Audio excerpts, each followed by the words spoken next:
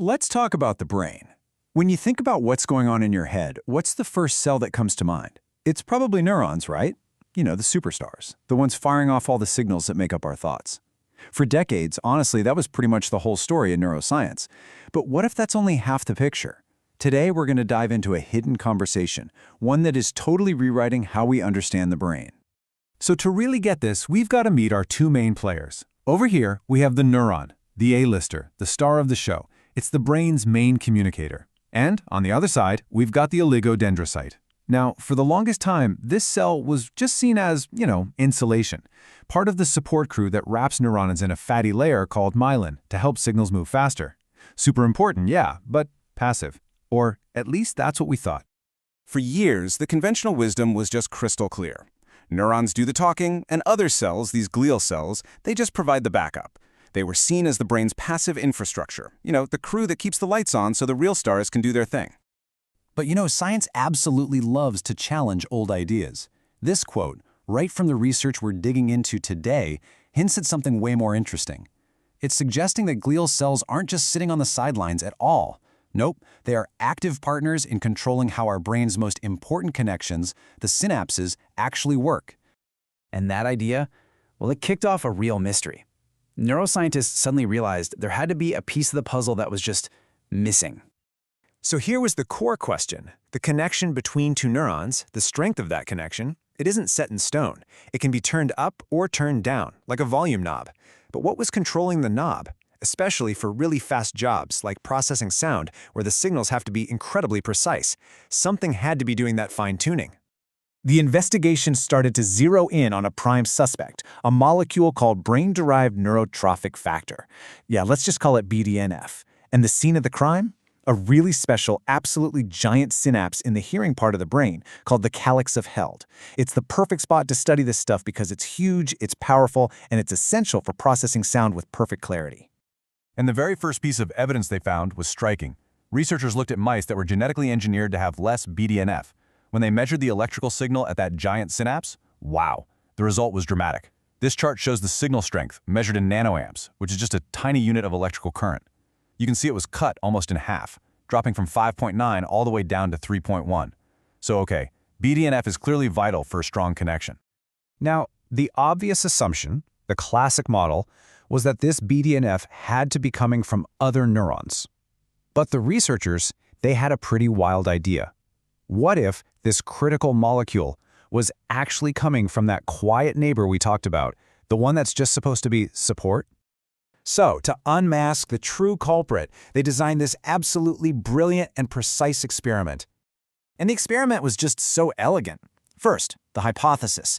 What if the oligodendrocytes are the ones supplying the critical BDNF? Second, the test. Using some clever genetic tools, they created a mouse where the gene for BDNF was deleted, but only from the oligodendrocytes. Every other cell in the brain could still make it just fine. And finally, the observation. What would happen to the signal at that giant synapse now? The result was, well, it was absolutely stunning. The signal didn't just weaken a little bit, it completely collapsed. I mean, just look at this chart. The results are undeniable. In the control mice, you've got a healthy signal of 6.1 nanoamps. But in the mice that were missing BDNF only from their oligodendrocytes, the signal just plummeted to 1.6. This was an even bigger drop than they saw before. This was the smoking gun. It proved that the oligodendrocytes were the critical source. But you know how scientists are. They had to be absolutely sure. So they ran one last test. When they added BDNF back into slices of the mouse brain, that weak signal bounced right back up to normal. It was definitive proof. The humble oligodendroglia wasn't just support staff. It was actively managing the strength of this crucial neural connection. Case closed. Okay, so we've found our surprising source. But this just brings up a whole new question, right? How does this secret conversation actually work? I mean, what is the oligodendrocyte telling the neuron to do? To get the mechanism, we need to know about one key thing, the readily releasable pool, or RRP. The easiest way to think about this is to picture the synapse like an Amazon warehouse shipping dock.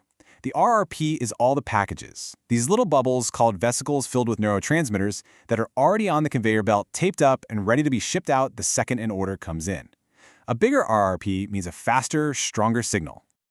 So the BDNF coming from the oligodendrocyte acts like a message, a memo from a logistics officer to the neuron that's sending the signal.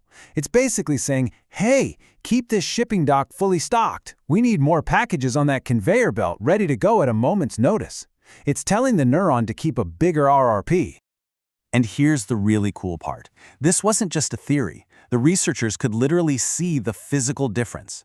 Using super powerful electron microscopes, they looked right at the synapses.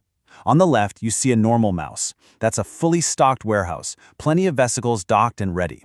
But on the right, in a mouse without that oligodendrocyte BDNF, yikes.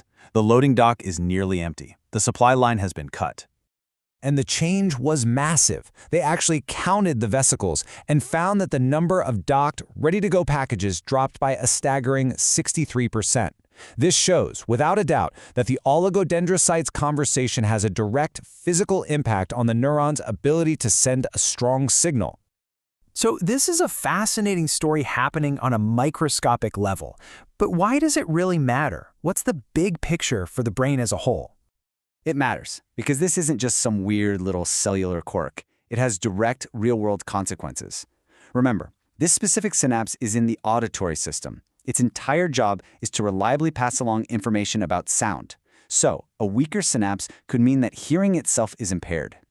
And sure enough, the researchers could measure this problem directly.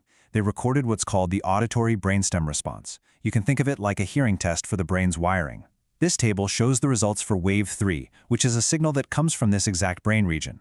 In normal mice, the brain gives a strong, synchronized response of 2.6 microvolts, but without the oligodendrocytes BDNF, that response drops way down to 1.7. The weakness at the cellular level translates directly to a real-world problem in processing sound. So, let's pull it all together. The old story? It's officially out of date. Oligodendrocytes are not just passive insulation. They are active communicators, talking directly to neurons. They release BDNF to regulate and fine-tune the strength of our most critical connections. And we know this conversation is essential for functions like our ability to hear. This discovery just reveals a whole new, beautiful layer of complexity in how our brains really work. This discovery fundamentally changes how we have to look at the brain's entire cellular community. It's not just a one-man show starring the neuron. It's a busy, bustling city. And it leaves us with this one final, tantalizing thought. If this incredibly sophisticated conversation is happening, what other secret dialogues are going on in our brains right now, quietly shaping everything we think, feel, and experience?